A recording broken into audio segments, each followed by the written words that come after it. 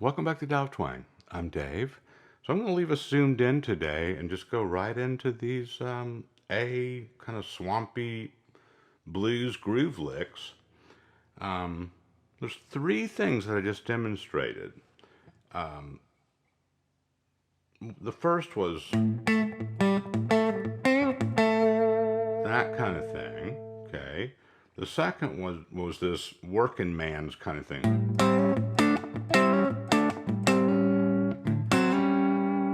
Okay, and the third was a little arpeggio riff.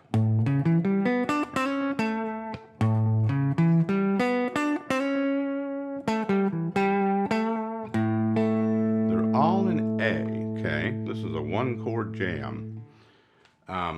So, for some of you,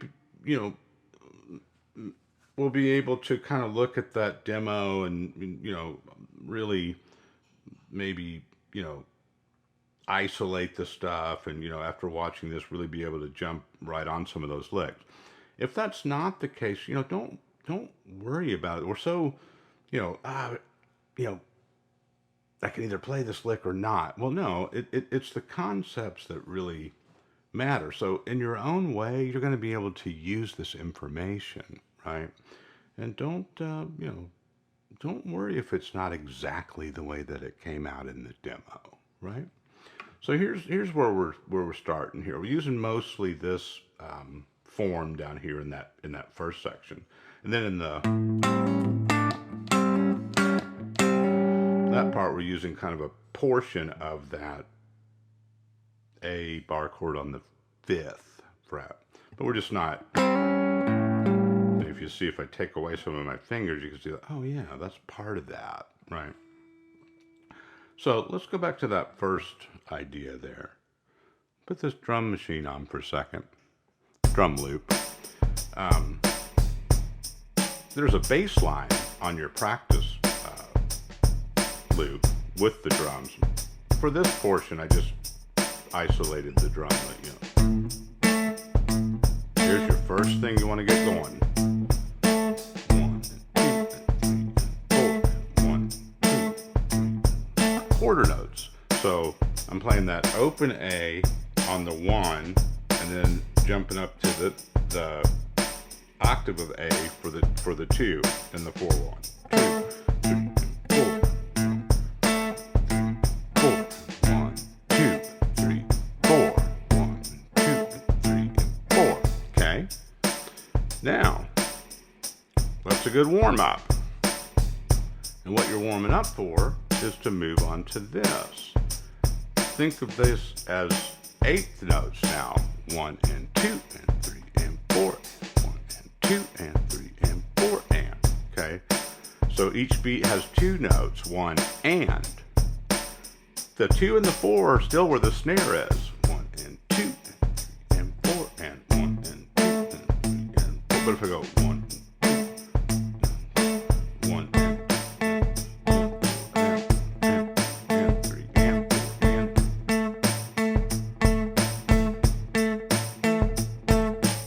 Okay, so you notice I'm doing a lot of muting down here, but also I'm pulsing this. I'm only squeezing where I want that note to come out. That.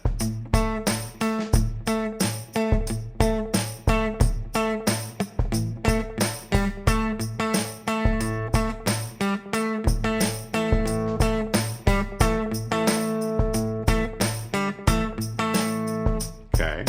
So sometimes my pick's going up, or going down on that 1 and up on the 2 and 4. Or on the and 1 and 3 and 4. So when you move to the 8th notes, you're always hitting that on the 1, 2, 3, 4, 1 and 2 and 3 and 4 and 1 and 3 and 4 and 1, 2, 3, 4, 1 and 2 and 3 and 4 and. If nothing else, do that. And I mean do it, pretty religiously for like, several days. You don't have to do it for a long time in one stretch, but every day do some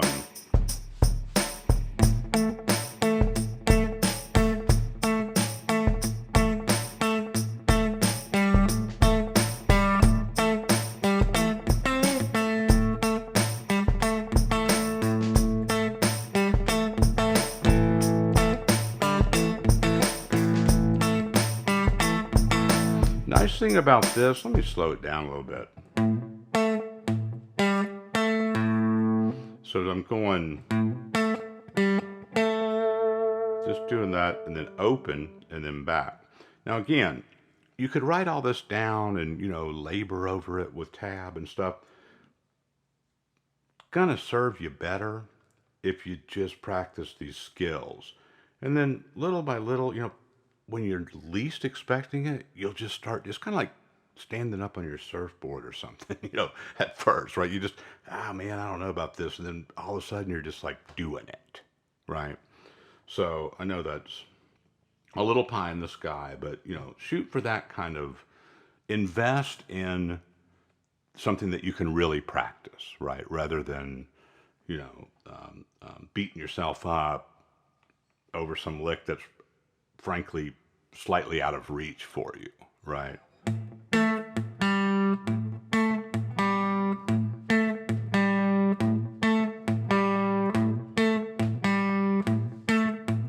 Okay, so that's where all that,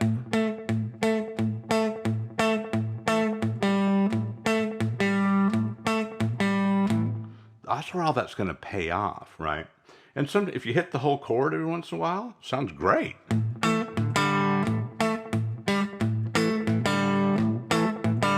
You hit those open.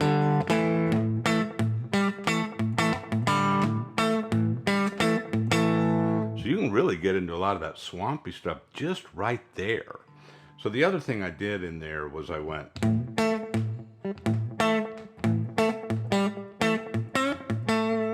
and sometimes I went, just to show that you could play that note in different places.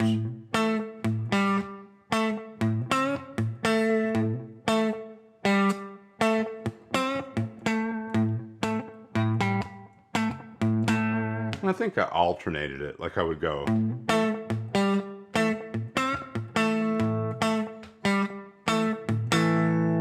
right, just to make a longer phrasing. So that second half I would just do a real simple. Right. So up the speed it ended up being more like,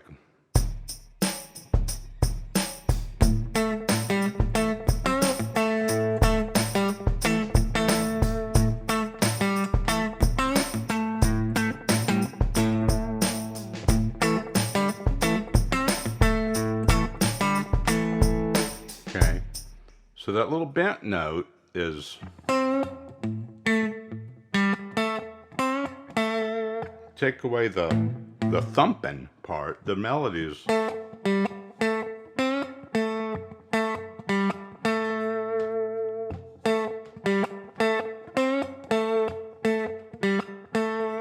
okay. And again, you know, the things I'm showing you in these demonstrations are just kind of ways for you to see an overview of what you can do with these skills. You do what makes sense for you, where you're at with it, and apply it. You know, if you're just going,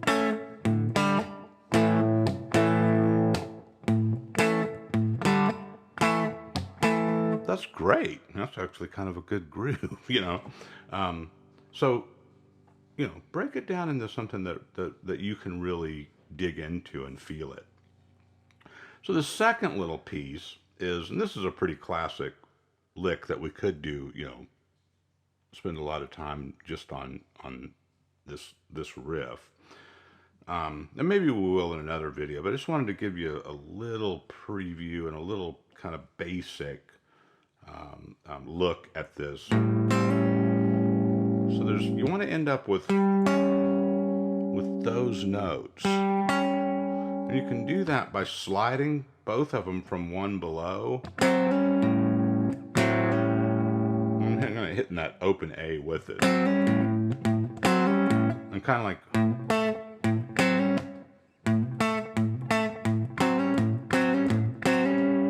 kind of a little tougher to practice, you know, slow that down. Right. And then this kind of, it's these two strings, the D and the G, that you really, don't worry if you hit the other ones too, but you really want those.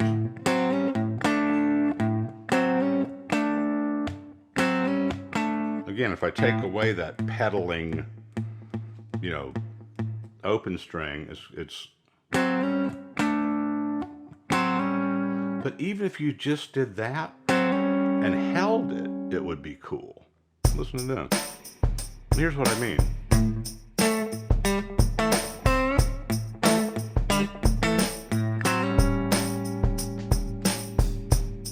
Right, nothing wrong with that.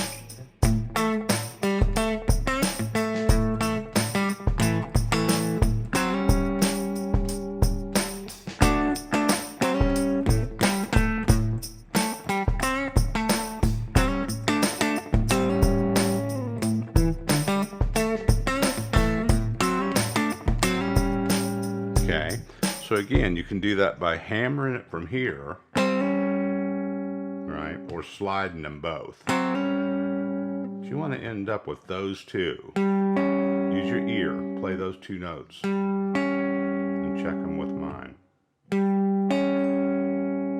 Okay. That's a very useful lick and a very popular one. We're going to talk about that some more now that we're onto this kind of groove rhythm stuff. For now, let's let that suffice that you're going to get used to.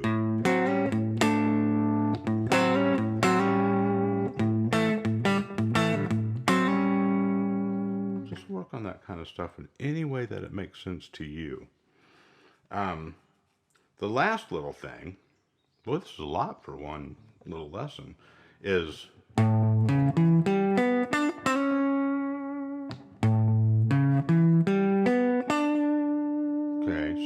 this is what's in the diagram right here. Okay, I'll go back to my hand. Then we're just going.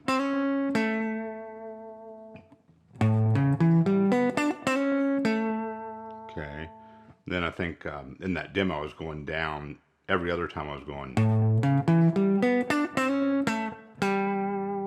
Right, it's that flat 7 of A.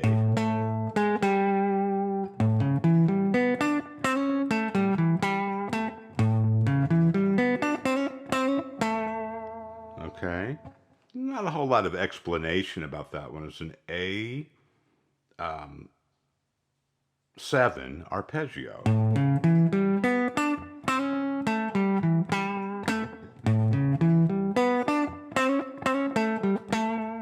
And it's got a couple, I guess blues scale notes in there at the end of it.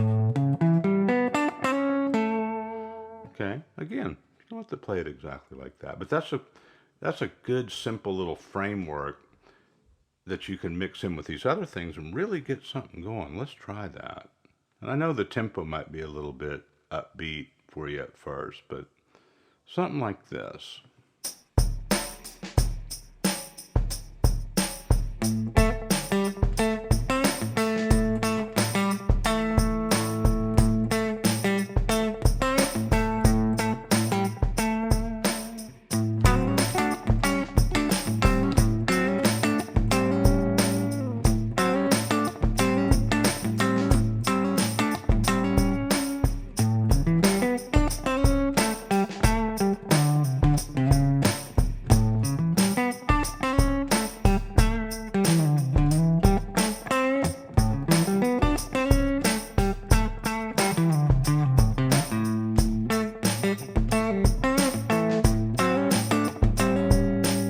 Okay, and not to, do something outlandish there at the end, but just that's the idea, right? And one thing that I'm really trying to, help everybody with here is when you see things that are faster or maybe a little bit out of reach for you, don't just kind of, oh man, I wish I could do that, and just kind of, move on to another video or something. Just say, hey, look at it from a bird's eye view. Like, all right, I'm not going to be playing all that stuff, 2 hours from now, but I can start to see what's going on. And the more that you hear guitar music and you see these other videos and stuff, you start to say, hey, you know what? I actually kind of see what's going on there, right? And even if you get a little piece of it and really make it yours and make it into something that works for you, that's awesome, man. And that's really what it's all about. Um, you know, most of the things that a lot of us play that have been playing a long time are not things that we just consumed note for note, right? They're ideas, right? Maybe we did, somebody showed us a lick and we got it right. But after a while, you just, worked it into your own thing. Um, so I know the tempo's a little bit upbeat on this one, um, but hopefully I, did some of the demonstrations just now to really um, get that down to where you can see. All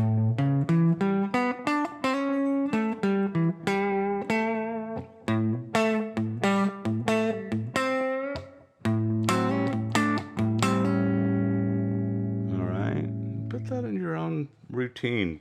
Maybe make a drum beat that's a little lower tempo or something if you want, and just do a real, free form, freestyle thing with it. All right, I got a practice loop for you here in just a second. Appreciate you and see you next time.